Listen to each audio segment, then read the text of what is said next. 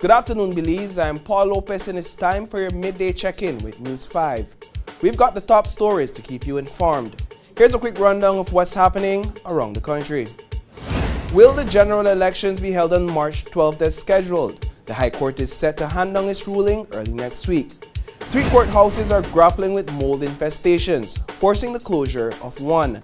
And in our Belize Unreal preview, where does your metal junk go to be recycled? These stories and more are coming up in just 1 minute. Every night, I bring you the stories that matter, delivering the facts with professionalism and heart. As an anchor, my goal is to keep you informed, connected, and engaged with the world around us. But the news isn't just about the headlines. I'm Sabrina Daly, and each week we look on the bright side with stories that inspire, uplift, and celebrate the strength of our community.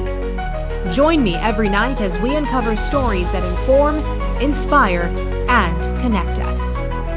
I am News 5.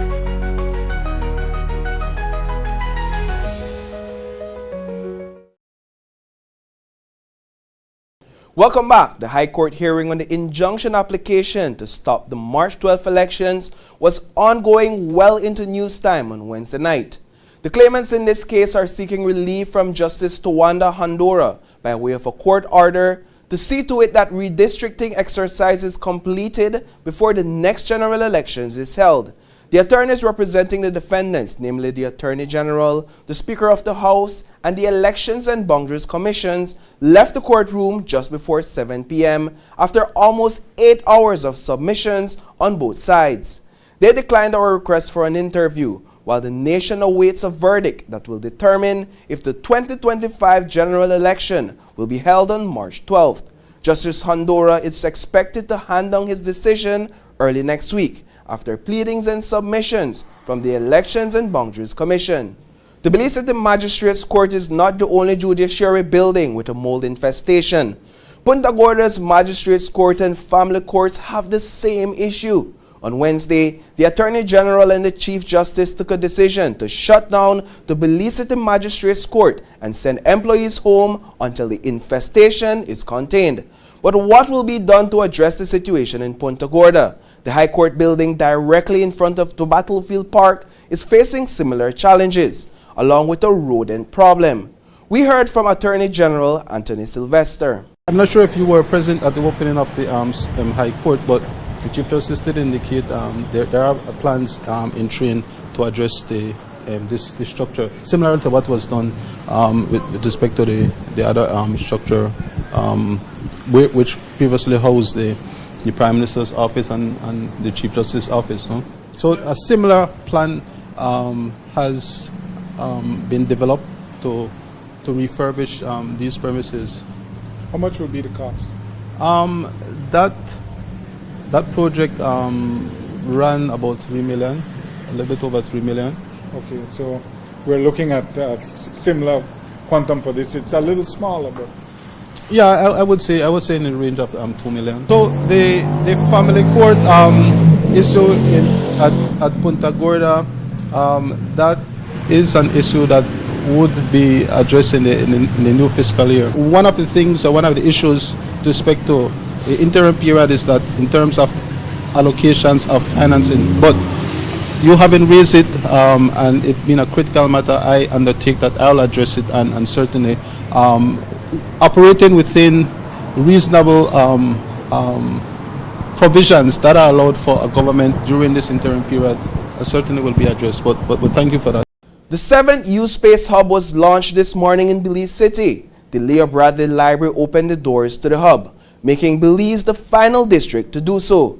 This space offers the resources needed for children to explore their curiosity in science and technology.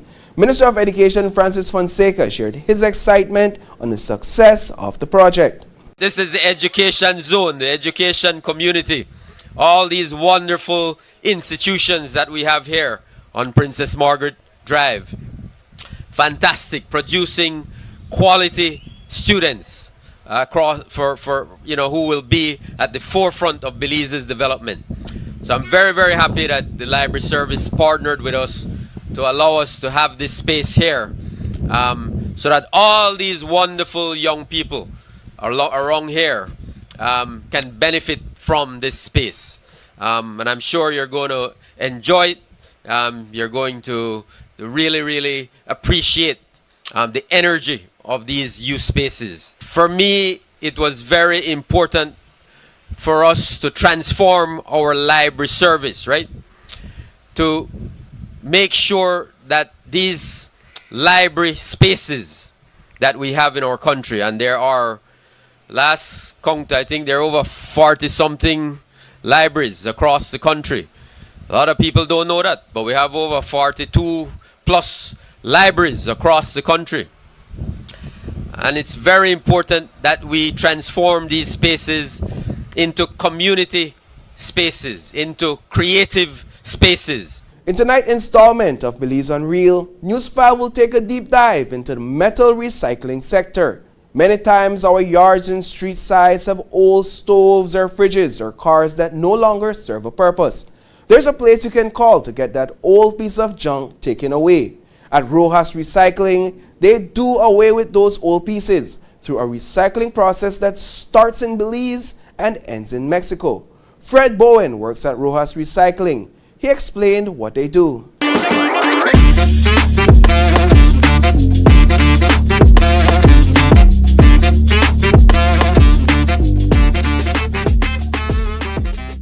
I go around, check with the mechanics them and so forth, see if they got any extra scraps, and then we pay a little fees and buy the scraps from them. And we have people come here, want to get cars out of the yard, we go there and we cut them up for them. And we cut it up in pieces and then we bring it here. As you can see, everything is in pieces. And you notice there's a lot of old cars around Belize and a lot of old stove and stuff on the street. So people come and ask us to move it, but sometimes we charge a fees. Yeah, and it depends. So the process is, as the people that come and say we want to move a car, first we find out if the material is theirs, because that's important. So if the material is theirs, then we'll go ahead and we'll negotiate. If we're going to charge them a fees, if the car, you can make a little money off it, the car pay for itself sometimes. But sometimes people have cars that doesn't have nothing on it. So we charge a little fees, some cut it up then, because it's a lot of work. So that's just the way it works.